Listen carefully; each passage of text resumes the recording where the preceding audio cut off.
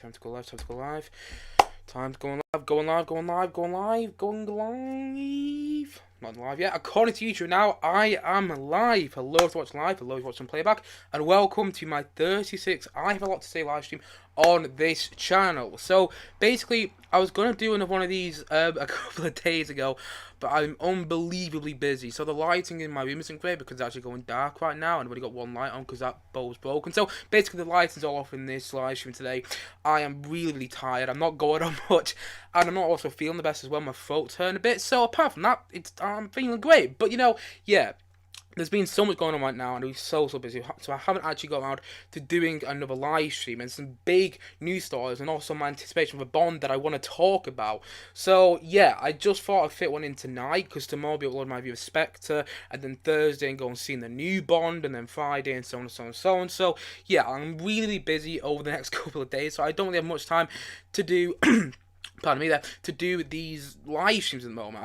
I'm so busy, and I'm also starting uni again. So yeah, there's a lot going on right now, but I've just managed to fit in a live stream for this evening, just for you guys. So basically, if you don't know what live streams are, essentially once or twice, or maybe even 3 times a week, although it definitely won't be 3 times a week this week, I talk about current movie and TV news going on in the movie and TV world right now. And at the same time though, I'll also be answering any live questions that are in, so if you do have a live question you want to send in and you watch this live, feel free to. I'd love to answer a live question, even with the statement today. So yeah, if you don't have a live question you want to send in, please feel free to do so in the live chat below. And at the same time though, if you're watching a playback and you have a topic you want me to talk about in my next live stream, please do let me know in the comment section below, and I'll probably talk about it in my next live stream. And also to say some house cleaning items off the bat. First of all, I live next to a main road, so you do hear like a loud motorbike, loud car, just a truck or a tractor going past at any point on this live stream. I do apologise. And at the same time though, I don't think you'll have it this hour, to be honest, but just in case, if you hear any drilling going on at any point on this live stream, it's always because there's work going on the houses next to me. So if you don't hear any point hear drilling going on this live stream, I don't think you will, by the way, but if you do at any point, that's out of my control. And at the same time though, I should also say that the streams that I've been doing recently, haven't run that smoothly. They haven't run that smoothly recently, and sometimes the stream might cut in and out. So I apologize if that does happen at any point on this live stream. I apologize if the stream does cut in and out. Again, it's completely out of my control. Anything could happen on this live stream. But you know what? I'll go on ahead with it anyways. My 36 I've got today is live stream, and you know what? I've got some big topics to talk about. But I'm not talking about Bond straight away. No. I'm talking about the fact that, well, this is topic number one. Topic number one on this live stream today is the fact that Sex Education has been renewed for a season 4. Yes, we're going to get a season 4 of Sex Education. Now, my last video on this channel actually was me talking about how much I love the first 3 seasons. Honestly, I think it's brilliant TV, because what's so fantastic about Sex Education is you've seen all the storylines done before. There's actually a video going around on Instagram showing like all the references that Sex Education has to all the other films like Mean Girls, Breakfast Club, and Big Lebowski, and so on and so on and so on. And so he does all these references, and it copies all these ideas from shows like Dawson's Creek as well, and even The Office. I talked about the Maven Otis relationship. That's very similar to the Jim and Pam relationship in The American Office. And so you get all these references and things like that. But what makes Sex Education work? What makes Sex Education work? Can't pronounce it. What makes Sex Education work is in its execution. Honestly, I just love the way the show is made. I love the use of music in the show. I love all the performances. I think all the characters are fantastic. I mean, one of the brilliant things, like I said before, in my last video about Sex Education, was the fact that by the end of all 3 seasons of the show, you end up loving every single character. And if you don't by the end of the first season, you know you will as a whole. Because, well, obviously, the show isn't over yet. That's what I'm talking about. The fact that the show isn't over quite yet. I do think this might be the last season though. But before I go into some other thoughts on what I think Sex Education season 4 will be like, first of all, let's just jump onto Google a sec. So if you bear with me, optical illusion. This comes from us from Variety, and actually came out a couple of days ago. Sex Education renewed for season 4 at Netflix. The announcement was made as Sex Education has been renewed for season 4 at Netflix. The announcement was made as part of Netflix's To Dome, which was their big Comic-Con virtual fan event which they had. And then season 3 of Sex Education debuted on streaming services on September 17th. And then it talks about what the series takes place and everything.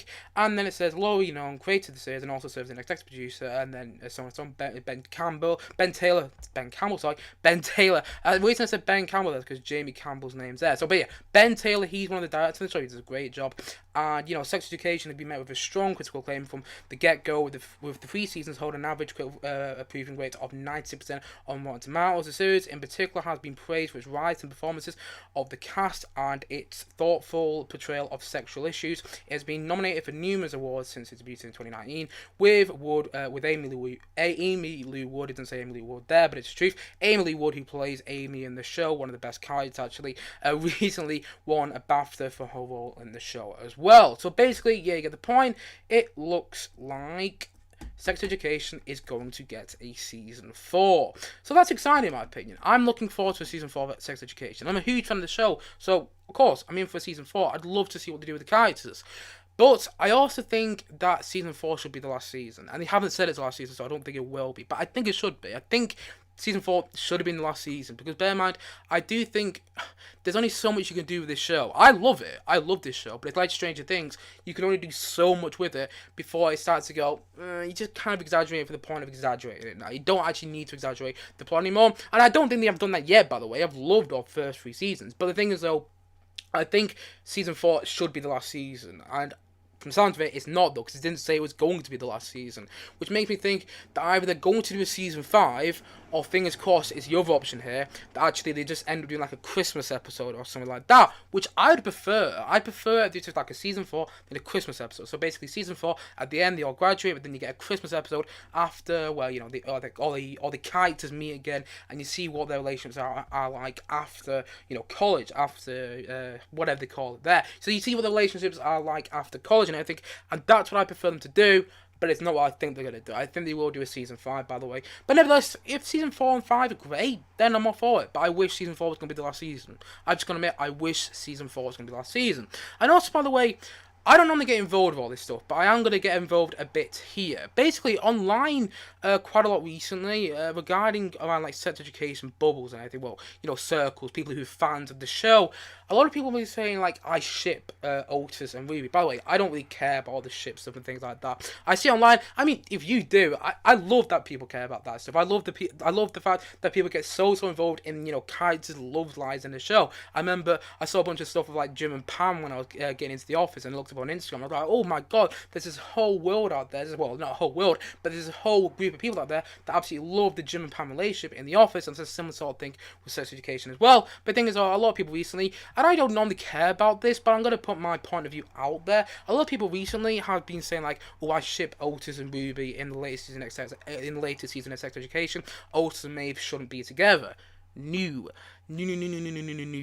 Otis and Maeve should be. That's how the show's always written. In fact, I'm rewatching the show again, and I'm on like the 2nd season right now. Been so busy by the way. I should be on the 1st season by now, but I'm not on the 3rd season. I'm on the 2nd season still. But anyway, yeah, they keep building on that relationship so much in the show. It's never been about Otis and Ruby, and even when they are together in season 3, and by the way, I can't believe what I'm saying, but still, even when they are together in season 3, there's no real personal connection. I mean, Ruby loves Otis, but he didn't love her because he loves Maeve. That's always how the show's been written. And I just think people online who say Ruby and Otis should get back together in season 4, they could do something really interesting there, actually. They could do something really interesting there if Otis and Ruby do get back together, but then it realizes in the end that, that's not going to work out, and in the end, Maeve and Otis is the way the show's always been written. That's the way the show's always been written. In the end, when people come back to revisit Sex Education like 5 years' time, they're not going to remember all this stuff that's going on now. The writers need to think about that. The writers need to sit down and think to themselves, okay, what's the way they've always been writing it? And the way they've always been writing it is Otis and Maeve. And they need to keep that in mind. So when people come back to it in like 5 years' time, it makes sense with the order of the show. But nevertheless, if they do the Otis and Ruby relationship and those two end up together, or as many people call it right now, Endgame, pardon me there, many people call it Endgame and everything. I mean, I can't believe what I'm saying, but yeah, if they do end up together, that's fine in my opinion. If they write it well, that's fine. If they do, I'll be up for it. Yeah, sure, but I just think the show's always been heading the Otis and Maeve direction, and I just think if they don't end up together, I think there's a lot of build up there without any payoff. Let's just say that. But anyway, that's just kind of my opinion on the Otis and Ruby ship and the Otis and Maeve ship. Personally, I'm on the Otis and Maeve thing, but I'm not going to talk about it much anymore because I don't really care about that much stuff.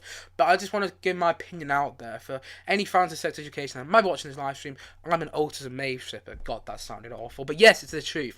Anyway, yeah, I'm looking forward to season 4. Hopefully, it's great. Hopefully, they pull out the bag once again. Hopefully, the series is at least as good as season 3 or even better. If it's better than season 3, great, and hopefully it's another fantastic season of sex education. And I'll be looking forward to hanging out with these characters all over again. I bet it comes next September, by the way, because I know season 1 came out in January 2019.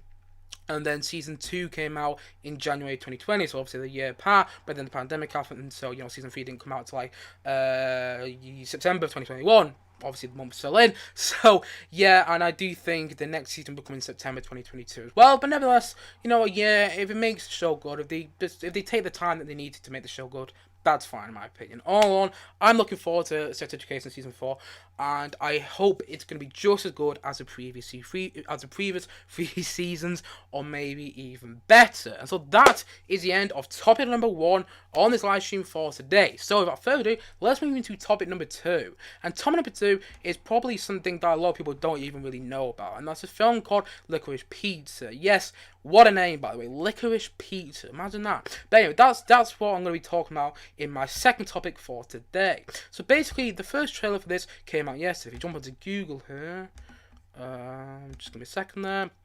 This is a trailer for Licorice Pizza. It's a new Paul Thomas Anderson film. Now, if you don't know who Paul Thomas Anderson is, he directed such films as Boogie Nights, Magnolia, There Will Be Blood. He also did The Phantom Thread recently, did The Master, and he also, what's the one I'm thinking of? Punch and Love. He's done so many films, and he's worked with Philip Seymour Hoffman quite a lot. He's worked with Joaquin Phoenix quite a lot. He's worked with a lot of actors over his time, and I think he's an incredible director. In fact, I've been reviewing quite a lot of his films recently. By the way, this trailer is great, but I'm be going on about what you think of the trailer very, very shortly. Just run back onto here a sec. But yeah, basically, I'm a huge fan of Paul Thomas Anderson. I'm a huge, huge fan of him. And honestly, I love Boogie Nights, I love Magnolia, I love Punch Drunk Love, and I'm even a huge fan of The Master as well, which a lot of people are quite critical of. I think The Master is a really good film, actually. I don't think it's quite as good as some of Paul Thomas Anderson's early work, but I still quite like it. But nevertheless, I'm looking forward to his new film simply because of Paul Thomas Anderson. Honestly, so far, I mean, from the Paul Thomas Anderson films I've watched, and I haven't seen There Will Be Blood, I need to watch that film before this one comes out, by the way, because honestly, I'm really excited about There Will Be Blood. I never seem to have time to see it because it's such a long film, but nevertheless, I am going to get around to watching it before this new film comes out. Anyway, before his new film comes out. But nevertheless, yeah, I'm a fan of the Paul Thomas Anderson films I've seen already, and I'm excited to see this one because it's Paul Thomas Anderson. And one of the things I absolutely love, by the way, about this film, which I'm going to talk about just before I talk about the trailer in a bit more depth, is the fact that Philip Seymour Hoffman's son, Philip Seymour Hoffman is, by the way, no longer with us, sadly, such a fantastic actor. And basically, Paul Thomas Anderson gave Philip Seymour Hoffman his big break in Boogie Nights. Boogie Nights is like the breakout role for Philip Seymour Hoffman, and then obviously they went on to work together in like Magnolia, Punch Drunk Love, and they also worked together in freezing on it, Master as well. The Master, which is previously mentioned. Yeah, they worked together quite a lot, and basically Cooper Hoffman, Philip Seymour Hoffman's son, is going to be the lead in his acting debut as the lead in the new Paul Thomas Anderson film. That's great. I love the fact that Paul Thomas Anderson has casted Philip Seymour Hoffman's son as a new lead of his film. I just think that's great. I really like that. It's kind of a nice little connection there, because Philip Seymour Hoffman worked with Paul Thomas Anderson quite a lot, and Boogie Nights, Magnolia, Punch Drunk Love, The Master, and so on and so on. And now, Philip Seymour Hoffman's son is... Oh, God, my computer's freezing now. Okay, no, my computer's fine. And now, Philip Seymour Hoffman's son is going to be in the new Paul Thomas Anderson film. But anyway, let's look at the trailer bit here. I personally like the trailer quite a lot. It's going to be showing the trailer in a sec. I like this trailer quite a lot. I think it looks great and everything. And if you watch the trailer with sound and everything like that, it's even got Live from Mars by David Bowie. I'm not going to put on the sound on right now because it's get a copyright strike. But yeah, it's got Live from Mars by David Bowie on there. It's a great... Great song, by the way. And I really like the look of the trailer. I mean, it's a coming of age from everything like that. He's even got a bit of a feel of Almost Famous in there, which is one of my all-time favourite movies. And I think it looks like it could be a lot of fun. And it looks like Paul Thomas Anderson, well, going back to some of his earlier works, like Boogie Nights and Magnolia, and even Punch Drunk Love to a degree. I mean, obviously, actually, this film actually looks like it shares quite a lot of similarities with Punch Drunk Love, actually. So, there you go there. And also, just love the fact that it just looks great in my opinion. And also we have Bradley Cooper in there, by the way. There's Bradley Cooper there. So a bit of a cast going on. I think Sean Penn even shows up at the trailer at some point. Give me a sec. Just gotta find Sean Penn in there. I think he's on the motorbike here. Yes, Sean Penn there. So yeah, great cast and everything. It looks like it's gonna be a lot of fun. But my only issue with the trailer, and this is a small thing, is it doesn't really give me an idea of what happens in the film. Now, I'm sure if a second trailer is released, it will do, and I'm sure the film's still going to be great. It's just the trailer in itself. It's got a great song in there. I really like the look of the trailer, I really like the aesthetic and everything that the film looks like. You know, I really like the way the film looks, but I just wish it gave me more of an idea of what the film's actually about. But nevertheless, I'm going to go and watch it. It's Paul Thomas Anderson. I love his work. I love his work on Boogie Nights. Honestly, if you haven't seen Boogie Nights, go watch it. It's so good. I also love his movie Magnolia, which I'm going to talk about, which is one of my all-time favourite movies, by the way. I also love Punch Drunk Love as well. I think Punch Drunk Love is absolutely fantastic. And this movie looks great. I really like the look of it. I just wish the trailer gave me more of an idea of what the film's actually about. But I love the fact that Philip Seymour Hoffman's son's going to be in there, making his acting debut. It even looks like it could be an Oscar contender. It looks like it could be. Paul Thomas Anderson isn't someone who's, never been nominated for an Oscar before. Actually, I don't know if he has. But he's been in that Oscar conversation for a long while. And even, Daniel Day-Lewis, who starred in Paul Thomas Anderson films like There Will Be Blood and The Phantom Thread, has ended up winning Oscars for his roles in those films. So clearly, Paul Thomas Anderson does get into the Oscar conversation quite a lot. And this film might get into the Oscar conversation. I personally hope it does. I hope this film's great. I hope it's absolutely fantastic. I do wish the trailer gave me more of an idea what the film's actually about, but nevertheless, I think it looks great. Go and check out the trailer. I highly recommend you do, and I also highly recommend you watch it because I can guarantee you now you will not be disappointed by this film because it's Paul Thomas Anderson, and in my opinion, he hasn't disappointed yet. And so that is the end of topic number 2 on this live stream for today. I'm very excited for Licorice Pizza. What a name, by the way. And go and check out the trailer. I think the trailer looks great. But yes, that is the end of topic number 2 on this live stream for today. But before I move into topic number 3, I'm going to have a quick drink of water because my mouth's dry. Bloody hell, just I've been eating so much stuff all day. But anyway, yeah.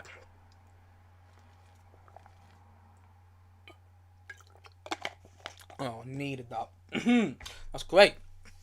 Anyway, without further ado, let's move into topic number 3 on this live stream for today. I'm fire. Anyway, let's move into topic number 3 for today. And topic number 3 is all about the fact that Doctor Who is being saved. Honestly, when I read this news, you can't believe how excited I was. And there's a good reason I have Tennant's Doctor Who poster up there. There's a good reason I've got that up there. You cannot believe the excitement I had in my face when I heard this news. Russel T Davies, the writer of the Doctor Who era of television, and at the same time the writer of the Christopher Eccleston era of Doctor Who, is returning to write Doctor Who after Jodie Whittaker and Chris Chibnall leave. And he basically, Russel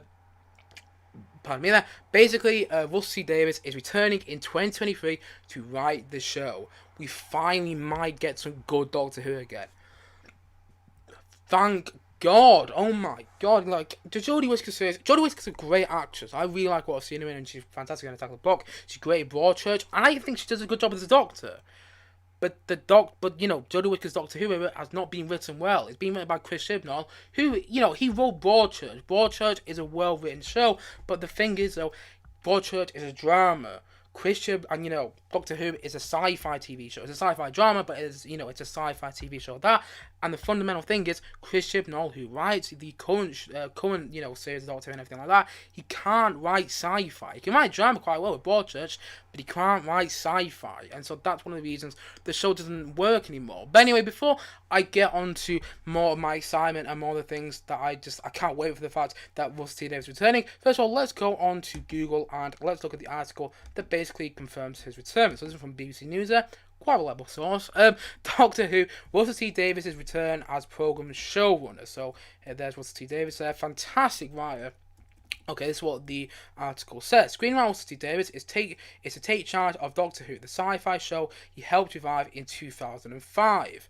Davies, who has a fantasy drama showrunner Davies, who was the fantasy drama showrunner until 2009, will take over when Christopher Nolan departs next year. In fact, the Lord when he does depart. I'm beyond excited. This is what Russel T Davies said. I'm beyond excited to be back on my favourite show, said Davies, who resumes his role as the show prepares to mark its 60th anniversary in 2023. And by the way, Russel T Davies will write the 60th anniversary, which I'm very excited about, which we'll also be talking about. One of the first responsibilities he'll retire to take over from TARDIS following Jodie Whittaker's exit. The actress is set to hang up her sonic screwdriver after one more 6-part series and 3 2022 specials.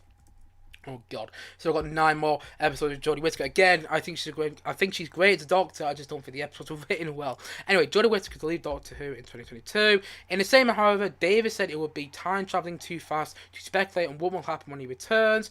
And if you come down here, but Davies revived Doctor Who in its current incarnation with Chris Wilkerson as the Doctor and remained for David Tennant's time as a Doctor. And then Stephen Moffat took on with Matt Smith and Peter Capaldi. But the success of Doctor Who the success of Doctor Who's relaunch led Davies to create 2 spin-off shows, Torchwood and the Surgeon Adventures. So as you can tell, Russel Davies has done quite well writing Doctor Who beforehand. He's even made it into 2. He's even made like 2 spin-off shows revolving around. I actually used to watch the Surgeon Adventures as a kid. I actually quite liked them as a kid. If you watch them now, they'll probably be quite tacky, but as a kid, they're really enjoyable. They're really good kids' TV shows, which is another thing he's great at. And at the same time, though, Russel Davies, by the way, also, It's a Sin, the TV drama which I spoke about recently, which is about gay people during the 1980s, the early 1980s to the early 1990s, which was fantastic, by the way. Honestly, Russel Davies writes TV shows which really, really get you. Actually, I must admit, though, there's one piece of television I did see which he wrote called Years and Years, which is a TV show which he wrote, which I didn't love. I didn't hate it. I didn't think it was bad either, but I just didn't love it. It didn't really have the same... It didn't have the same emotion as It's a Sin and Doctor Who had, the David Tennant Doctor Who era had. But nevertheless, I didn't mind Years and Years, but I just didn't like it as much as I wanted to. But, yeah, Russel T Davies, for the most part, has wrote some really good pieces of television, with It's a Sin, which I reviewed not too long ago on this channel, actually a couple of months back. And at the same time, though, he also wrote the David Tennant era of Doctor Who. Let's just reiterate that. He wrote the David Tennant era of Doctor Who, and he's returning to write more Doctor Who after Jodie Whittaker leaves in 2023. He's coming back to Doctor Who, and he's going to start off with writing the 60th anniversary episode, which I'm so excited about. Like, I remember the 50th anniversary episode when it came back in 2013. When it came out in 2013, and it had David Tennant in, had Matt Smith in there, and had John Hurt in there as well. All fantastic, and I really like the fact that he had 3 Doctors in there, even though John Hurt actually played the Doctor. I thought he did a good job in that 50th anniversary special.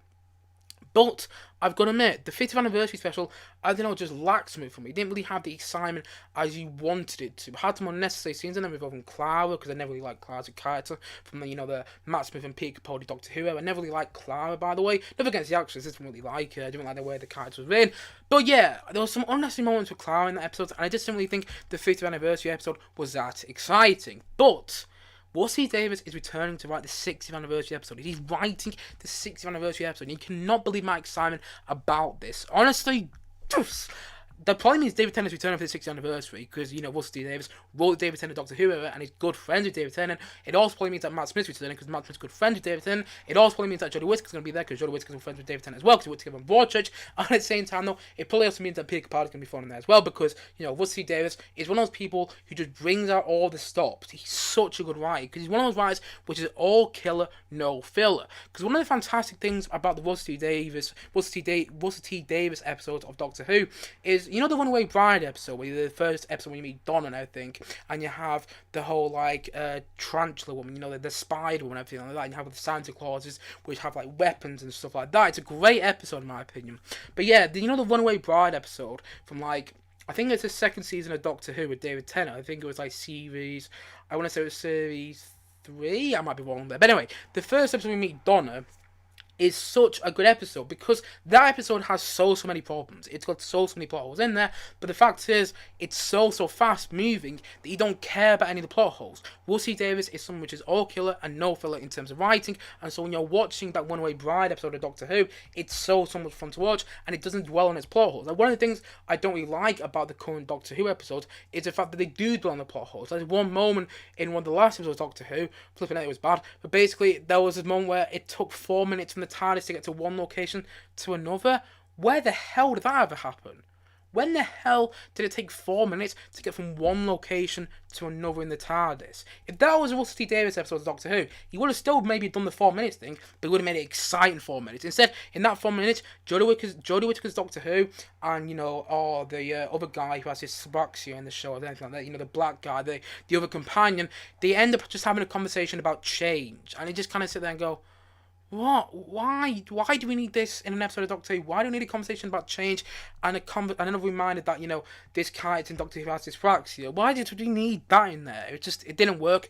And, that's another reason I don't like current state of Doctor Who. And also, the current state of Doctor Who never had a plan. Clearly, the show has never, ever had a plan, because nothing is building up to anything. They just randomly have this, weird moments in there. Like the Master coming into there, obviously not played by John Sim anymore, but you get the Master in like the last season of Jodie Whittaker series of Doctor Who. You get the Master return and everything like that, and that's great.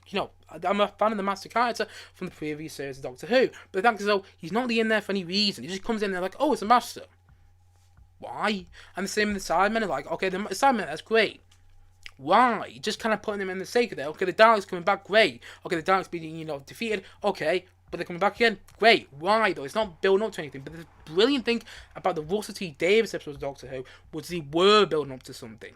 Honestly, everything in the David Tennant era of Doctor Who felt like they were all building up to something. Honestly, that last series of David Tennant Doctor Who and the last few specials they did as well, like he did the Easter special, he did like a special in November, then he did the last two Christmas and New Year specials, which is so good. The Master and everything, and at the end of time, and Timothy Dalton shows up in those episodes as well. The last few episodes with David Tennant Doctor Who felt so emotionally powerful because Russell Davies had built up to them for so long, for about 3 years, about 4 years really, and that's what makes the show work. He built upon the Rose stuff fantastically. He brought back Rose when she needed to be brought back, not as a gimmick thing. He brought back Rose in a fantastic way, and also he did all this thing to do with like, okay, parallel universes, but it kind of made sense. And even though it didn't make sense, he didn't dwell on the fact that it didn't make sense. It all kind of worked with Russell T Davies as a showrunner, and so I can't wait for him to return as a showrunner. Fingers crossed it's great. I mean, there's a chance that maybe it isn't as good as he used to be, and maybe doesn't have the same, sort of writing quality as he used to, but I think he still does, to be honest. He can still, because like, unlike Chris Chibnall, who can't write sci-fi, but can write drama pretty well, but can't write sci-fi, Russell T Davies can do both. Russell T Davies can write sci-fi quite well, the David Tennant era Doctor Who, and the Chris Eccleston era Doctor Who as well, but he can also write drama. He wrote It's a Sin, which I think is fantastic, and honestly, that just excites me so much. Russell Davies is a great writer, and I just can't wait for him to return to Doctor Who. And it probably also means that Ollie Alexander, which many people might know from the Years and Years band, by the way, it probably also means that Ollie Alexander, who I don't really know much about other than the fact that he was in It's a Sin, he was great in It's a Sin, by the way, but it probably also means that Ollie Alexander is going to be playing the new Doctor. Like, that's not being confirmed, but a while back he was rumoured to be cast as a new Doctor Who, and then of course he denied those rumours, not too dissimilar to Andrew Garfield in the new Spider-Man, who keeps denying he's in the new Spider-Man, by the way. I think I got a strong suspicion that Andrew Garfield is in the new Spider-Man, but that's neither here or there. But nevertheless, yeah, Alexander, he got rumoured to be cast as a new Doctor Who a couple of months back, and of course he denied it and things like that. But then, when you heard that Russell T Davies was coming in there, who wrote It's a Sin, which Alexander started as a main role, and I think to myself, oh, I think Alexander is going to be the main Doctor. I think he's going to be the Doctor. And I think he's gay in real life as well. I might be wrong, I apologize if I am, but I think he's gay in real life, so it'd be interesting to have our first gay Doctor in there. And even if I hope they write that well as well. Like, I hope if he is gay, the character, the Doctor is actually all kind of gay. I don't think going on about that. But yeah, I'm really excited to see Russell T Davies return, because honestly, like I said before, Russell T Davies is a writer he's no filler, he's all killer. Unlike Chris Chibnall, who will have a 4-minute segment of an episode where apparently we have to have a conversation about change. Russell T Davies won't do that. Russell T Davies won't have a 4 minute episode segment of an episode where you have to talk about change. He'll make an exciting 4 minutes of an episode, and I can't believe the fact that it's about the 6th anniversary, because that probably means we're gonna get all 4 Doctor Who's together. Because Russell T Davies loves pulling out the stops Doctor Who, loves bringing characters back like the Daleks. He wrote the episode with the Daleks and the Cybermen for each other. I think it was like in the first season of the David Tennant era, it was like happening like Torchwood and things like that, and the Cybermen and the Daleks for each other, and even so, it was like, okay, this is a bit gimmicky. It worked really, really well though. It's like gimmicky good, and at the same time, though, he also brought characters back in such interesting ways. He brought characters back in really interesting ways. Like he brought John Barrowman's Captain Jack back in great ways. He also brought back the Master, John Simm's the Master, in such good ways back in the David Tennant Doctor Who. Like the Master be killed off, but then he'll come back and it'll be really exciting still, and it feels good to know that we're going to get good Doctor Who again. Honestly, I'm so excited for Russell T Davies' return to Doctor Who, and fingers crossed it's fantastic again. Fingers crossed he'll stay for a while. I think he will, by the way, because even so, he's only said so far during the 60th anniversary and another series. I reckon that next series he does will get sky high ratings, and then BBC will give him like a big paycheck and say, can you write the next 3 seasons, keep Doctor Who good? Because the current 3 seasons, a lot of people are not taking to them as I think the BBC wanted them to. But back with the David Tennant Doctor Who era, people took to those episodes. People loved the David Tennant Doctor Who era. And I can't blame them. I agree with them, because, like I said before, Russell Davies writes a plan for those episodes. He wrote a plan for all the David Tennant Doctor Who era, and it built up to something. And you know what? If he does that again, I'm all in for it. I'm all in for a big gradual build-up. So by the end of the next Doctor's reign, and it better be Alexander, by the way, but by the end of the next Doctor's reign, you'll have this big emotional payoff, and that is what I can't wait for with Russell Davies returning back to Doctor Who. Honestly, I'm excited, and yeah, can't come soon enough. Honestly, I'll be watching the next series of Doctor Who with Jodie Whittaker, her last series of Doctor Who, and hopefully I enjoy it. Not much hope, but nevertheless, I'll be very much looking forward to 2023. Pardon me there, where basically Russell Davies will write the 60th anniversary of Doctor Who, and I can tell you now, he'll pull out all the stops, and he'll probably get all 4 Doctors together in some sort of way. And imagine a scene with that, by the way. Imagine a scene we get David Tennant, Matt Smith, Pete Capaldi, and Jodie Whittaker all together. That would be such a good episode. Honestly, it really would be. And even though I like the 50th anniversary episode, the 60th anniversary is going to be so good. You just know it, because Russell T Davies is such a good writer, and I can't wait for him to return to Doctor Who. And so that is the end of topic number 4 on this live stream for today. But before I move into my 5th and final main topic, topic number 3, sorry. That is the end of topic number 3 on this live stream for today. But before I move into my 4th and final main topic for today, I'm going to have another drink of water, because my voice is going a bit, because we're talking a lot, but nevertheless, I'm powering through just for you guys.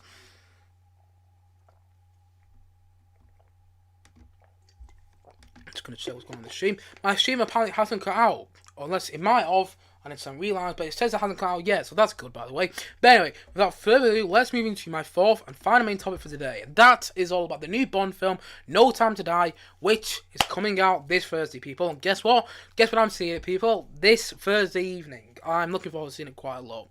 Honestly, first of all, that'll be my last day of a uni that week, so I'll be quite looking forward to seeing that, because it's kind of like celebration of the end of the week of uni. But nevertheless, also at the same time, though, I'm looking forward to seeing the new Bond. My review of Spectre is coming tomorrow. Now, I'll be talking my opinion on Spectre a lot more here if I had put my review out. I planned to put my review out yesterday, but my computer's been really annoying on Sunday when I was trying to edit, so I didn't end up putting it out. But I will have my review of Spectre up tomorrow, and do check it out, because I think you might find it quite interesting, my opinion on Spectre as a whole. But nevertheless, No Time to Die is a film I'm excited for, but it's a film I wish I was more excited for. Honestly, I'm excited for it because I've seen all 20 odd Bond films leading up to it. I've seen all 24 Bond films, and Never Say Never Again, which isn't technically a Bond film but has a Bond character in there. I've seen all these Bond films leading up to No Time to Die. And I know they're all connected, but still, all the Daniel Craig ones are connected. Casino Royale and Quantum of Solace and Skyfall and Spectre, they're all connected. And No Time to Die is connected to Spectre, because we saw Christopher Waltz's Blofeld returning, and we saw Lea Seydoux Bongo returning as well in the trailer. That's kind of my problem with it. The trailer at the moment. The trailers haven't done anything for me. It also doesn't help that I keep seeing them all the time, and I'm just like, they're not great trailers, to be honest. I actually saw a kind of like TV spot on the TV the other day. I was watching, I can't remember what I was watching, but I saw a mini trailer for the new Bond film on the TV the other day. I just couldn't believe how rubbish it was. I don't want to say that, but it's the truth. I don't want to say that, but it's the truth. Like, it was Ben Whishaw's Q and the new 007, Lassa Lynch, who many people might know from Captain Marvel. She's going to be playing the new 007 in this film. It was them two together, and she was like, "Oh my god, it's like the plan. He's gonna kill so many people." And then Ben Whishaw was like, "Oh my god, the amount of people that are going to die." I was like, what? This isn't Bond. That's not Bond. Bond is always some big, over-the-top villain, and, it's never about killing all these people. It never really is. And when he normally is, like, what was that one with Christopher Walken? A View to a Kill, when it's normally about killing so many people, it's normally quite tacky and doesn't end up being that good. A View to a Kill is, in my opinion, one of the lesser Bond films, definitely. It's actually probably one of the worst Bond films. Also, because Roger Moore's about 80 years old in that film. I was 50 years old. No, he's about 80 years old in View to a Kill. But go and check out my review of View to a Kill if you haven't already, and you'll hear my opinion more on that. But nevertheless, yeah, it just seems a bit tacky there. Okay, Rami Malek's Bond villain, who, by the way, I think is going to be Dr. No, will end up killing all these loads and loads of people. That just sounds like a plot for Mission Impossible. And it works Mission Impossible, because Mission Impossible does that quite well. It's quite... all the Mission Impossible plots are quite... I don't know. I wouldn't say stupid, they're all a bit silly. But they actually played off really seriously in those films, and that's one of the reasons I kind of like the newest Mission Impossible film so much, because they kind of have silly plots, but they're done in kind of exciting ways. But the thing is, though, Rami Malek's Bond villain is going to kill all these thousands of people. Is that Bond? It just doesn't sound Bond. And also, I think like the new gadgets and gizmos in the trailer haven't really looked that exciting. There's one bit where they go on like a super fast jet in the trailer, and I'm like, again, is that Bond? Are we really stretching out the box of Bond now? And I don't know. I mean, I wish I was more excited for it. I really do. And it doesn't help that I keep seeing the trailer every single time I go to the cinema. Honestly, even to see, like, I remember when I went to go and see Candyman, a film I didn't think I would see the Bond trailer for. I did. I just kind of thought to myself, why do we keep seeing the Bond trailer? They're really marketing the hell out of this film. And also, I was looking on the Cinema Times for Thursday, and they're showing it at midnight. They bet, I bet cinemas are banking on this new Bond film to bring people back to cinemas. And no pun intended there, by the way. I just said banking. But yeah, no pun intended there. But yeah, I bet cinemas are, banking on this new Bond film doing well. And it'd be interesting to see what it does in the box office. It'd be interesting to see what it does, because bear in mind, this film's got delayed 3 times. That brought my excitement down a lot. Actually, the reason my excitement's gone up a bit is because I've been watching the last couple of Daniel Craig Bond films. But the thing is, though, is there a big thirst for Bond? That's the question we're going to ask in a moment. Is there a big thirst for Bond? And personally, I think there isn't. But nevertheless, I might be proven wrong. Maybe next week the Bond box office comes out and it's fantastic. But we'll have to wait and see when that comes out. But anyway, let's talk about things I'm kind of excited to see. I'm excited to see Daniel Craig's, swan song in the film. I'm excited to see his final performance, because in my opinion, Daniel Craig is the best Bond. He just plays that character so well. And he plays off my second favourite Bond as well. He plays a lot of ideas, in my opinion, of his second favourite Bond, of my second favourite Bond, sorry, which is Timothy Dalton. I love Timothy Dalton as Bond. I kind of wish he did more Bond films, because I'm not as big a fan of his Bond films. I'm not a big fan of License to Kill, but I love Timothy Dalton's Bond performance in Living Daylights and License to Kill as well. But nevertheless, he plays on all the ideas of Timothy Dalton's Bond, but he also makes his own. There's a lot of comic relief with Daniel Craig's Bond, but there's also a lot of grittiness with Daniel Craig's Bond. There's something I really like about him. And at the same time, though, I don't think I'm really intrigued about with this film and excited to see is Rami Malek as a Bond villain. Rami Malek is a fantastic actor. I haven't seen him in much. But there's another thing I've seen him. But he was in The Master. There's another connection to one of my previous topics on the live stream. He was in The Master, the Paul Thomas Anderson film. He didn't play a big one in it, but he was in there. And I also really liked him as Freddie Mercury, Bohemian Rhapsody. I thought he did a great job, Oscar-winning job. Obviously, he won an Oscar for that film. And I'm looking forward to see his performance as the Bond villain in this film. Although I hope he's better than he looks in the trailers. Because not that he looked bad in the trailers, but he's just sitting on one seat talking to Bond in the trailers. I hope Rami Malek does a bit more than just sit on a seat and talk to Bond in the trailers. I hope there's a bit more to his character. I do think he'll end up being Dr. No. But yeah, and if you know if you're a Bond fan, you'll know exactly who Dr. No is. the first big bad Bond villain from the first Bond film, which by the way is going to be 6 years old next year. Doctor No, the first Bond film, is going to be 6 years old next year. Wow. But anyway, yeah, I think Rami Malek is going to be Doctor No, but I'm hoping to get more from his villain in the film. But anyway, I'm looking forward to seeing quite a lot. I'm also looking forward to seeing the whole 00 unit return. Naomi Harris's Moneypenny, Ben Whishaw's Q, Ray Fiennes is the new M as well after Judy Dench left, and also, it's going to be interesting to see what this Bond film will be like, because it's not a Sam Mendes direction. We had Martin Campbell with Casino Royale, I think he did a great job. I think we had Mark Foster, I can't even remember who really directed. Pardon me there. I can't even remember who really directed Quantum of Solace. But yeah, we had, I think it was Mark Foster with Quantum of Solace. Didn't do a great job with that. But then we had Sam Mendes with Skyfall. I think he did a really good job with that. I think Spectre was Sam Mendes as well. I'll be talking my opinion on Skyfall. Not Skyfall, sorry. Spectre tomorrow. But yes, I think Sam Mendes, not to give too much away in my opinion on Spectre, but did a good job. But yeah, it'll be interesting to see what what's his name, Kari Fukunaga, I might pronounce his name wrong, is going to do with the new Bond film. It's a new director doing Bond. It'd be interesting to see what his take on the Bond story is going to be like, and I'm looking forward to that new direction. I'm intrigued in it, because Sam Mendes has got a certain style of direction when you watch Skyfall and Spectre, or if you watch any other, Sam Mendes from like 1917 as well, or even American Beauty, and so on and so on and so on. There's a certain style of direction with Sam Mendes' films, and I don't think Kari Fukunaga is going to have the same direction. I might be wrong, but I'll be interested to see what Kari Fukunaga's direction is going to be like in the new Bond film. At the same time, though, this might not be a big thing for many people, but it is for me. I'm intrigued to see how Hans Zimmer's score is going to be, because I really love David Arnold as a composer. David Arnold is still my favourite Bond composer to date. Honestly, I love David Arnold's scores for Tomorrow Never Dies and Casino Royale. I think he did a great job with all the Bond scores that he did, but those in particular I like quite a lot.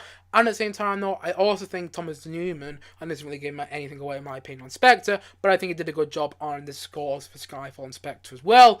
But the thing is, though, and John Barry did a great job as well. John Barry did a great job in, all the God knows how many Bond films he did way back in the day with Sean Connery, Roger Moore, and even Timothy Dalton. He did that one with Timothy Dalton. So John Barry is a great composer as well. Bill Courtney did, For Your Eyes Only, did a great score for that. And there's been many, many good Bond composers. But I'm interested to see how Hans Zimmer's going to do. I've never imagined Hans Zimmer doing a Bond film. And that's not necessarily a bad thing. Sometimes it can surprise me and everything like that. And I'm pretty sure it was meant to be someone else for a while. Oh, who was it meant to be? There was meant to be someone else composing the film for a while. I think he dropped out. I forgot it was now. But yeah, there was meant to be someone else composing the music for No Time to Die. I think they dropped out. So Hans Zimmer came in, I think after he finished his score for June, which is kind of ironic because June isn't coming out till after No Time to Die. But yeah, I'm interested to see his score. Well, interested to hear more like. And I think it's going to be interesting, because it won't be any. I don't think it'll be similar to David Arnold and Thomas Newman's scores. I mean, it might be, but I don't think it'll be similar to David Arnold and Thomas Newman's scores for Skyfall, Spectre, Casino Royale, and so on and so on and so on. But I think it's going to be very Hans Zimmer-esque. And if you listen to Hans Zimmer's score, you know exactly what I mean. And also, that makes a lot of sense. It's Hans Zimmer composing. It makes a lot of sense when it's Hans Zimmer-esque. Because, if you listen to like a Hans Zimmer score, I don't know, Inception. I don't think Pirates of the Caribbean is a brilliant example, because I do actually kind of like the Pirates of the Caribbean scores because they have a main tune. And, I don't dislike those Inception scores. I think the Inception score quite good actually as well, but there isn't a main tune to the Inception score in my opinion. I think it did a great job on the Inception score, but it worked well the film in my opinion. And also listen to the score from like Dunkirk, or even what's the score I did? Amazing Spider-Man 2. It's done some really good scores, but they haven't always had solid tunes in them. So I'm going to be interested to see how his score is going to be for the new Bond film, because I never imagined Hans Zimmer doing a Bond score, but here we are, we're in 2021, where the things have happened recently, and now I've got Hans Zimmer doing the score for the new Bond film. I hope it's great. Hope Hans Zimmer does a great job with the new Bond score. I hope it's not too Hans Zimmer-esque though, because I must admit, I'm not the biggest fan of Hans Zimmer's scores by themselves. I think they work really well in the film, but I don't think you can listen to many Hans Zimmer scores, like, his score for Interstellar, just by itself, because I don't think it has the same impact, unlike a John Williams score, which you can listen to John Williams scores just by themselves, and they still have a wow impact in my opinion. But hey, that's just me, and it's all subjective. But yeah, I'm looking forward to a lot with No Time to Die. I just wish the trailers are better. I mean, I think the premiere is actually tonight. The premiere might be taking place right now, actually. I'm not even sure. I don't know when the premiere does take place. But yeah, I think the premiere from the new film is tonight. And I think the early reaction is going to be online by tomorrow morning. And I'd normally talk about them, but I've got so much on my plate for the next couple of days. So I'm gonna be interested what the early reactions for the new Bond film are. I'm gonna be very interested because I remember Spectre got good early reactions, and then Spectre wasn't loved by everyone. But nevertheless, I don't know. It's going to be interesting to see how the early reactions for No Time to Die are. I'm looking forward to waking up tomorrow morning and clicking on my phone, going, okay, what are the early reactions for No Time to Die, and whether they're good or bad. If they're bad, that's going to be interesting. Because bear in mind, this film, like I said before, I talked about this before on one of my last live streams, it's going to be almost about 3 hours long. That's like one of the. It is going to be the longest Bond film yet. It's like 2 hours 43 minutes, and if it is bad, whoo, that's a long time in the cinema to watch a bad Bond film. And also, I kind of already arranged to watch No Time to Die 3 times, so fingers crossed it's better than. Fingers crossed it's good. Fingers crossed it's good, because I've already kind of arranged to see it 3 times already, and I don't want it to be bad and then have to sit it through twice again because it's bad. I don't want to sit through a 3-hour movie twice more because it's bad, but I hope it's not bad. But it wouldn't it be interesting if it was bad and it's 3 hours long? And I don't know how that would work. But it'd be fantastic. It was bad. I do think, by the way, there's going to be a lot of baggy stuff in there as well. Quite a lot of 3-hour movies. Then there's some exceptions as well, like the Lord of the Rings films, and also.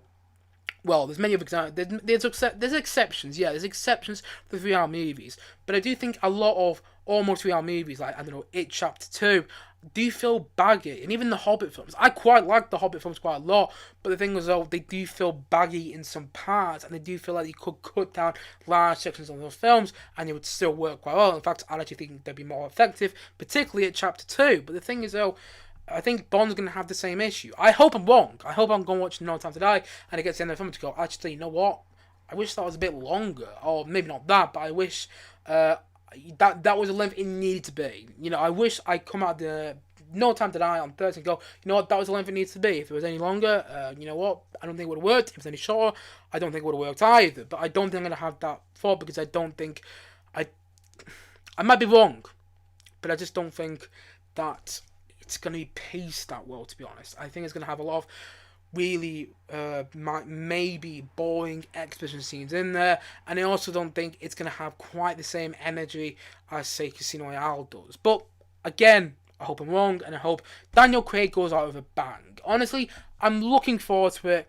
I just wish I was looking forward to it a bit more, but nevertheless, of course I'll be going to see it the night it comes out. I'm going to see it literally the Thursday it comes out. I'm probably going to see it about 6 o'clock. So my review will probably be up on Saturday of this film, if not Saturday, Sunday. I've got quite a couple of busy days coming up. Maybe even Friday, depending on how the days go. But yeah, I'll get my review up on No Time to Die as soon as I can after see it. But I'm going to be very busy as well. But nevertheless, I'm looking forward to going to seeing it.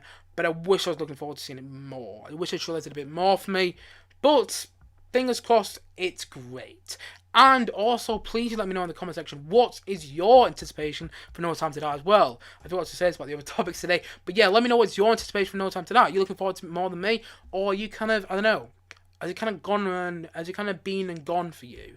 If it has done, please be honest in the comment section below and let me know your thoughts. And that is the end of my 4th and final topic on this live stream for today. So that's the end of the live stream as a whole. Thank you for watching.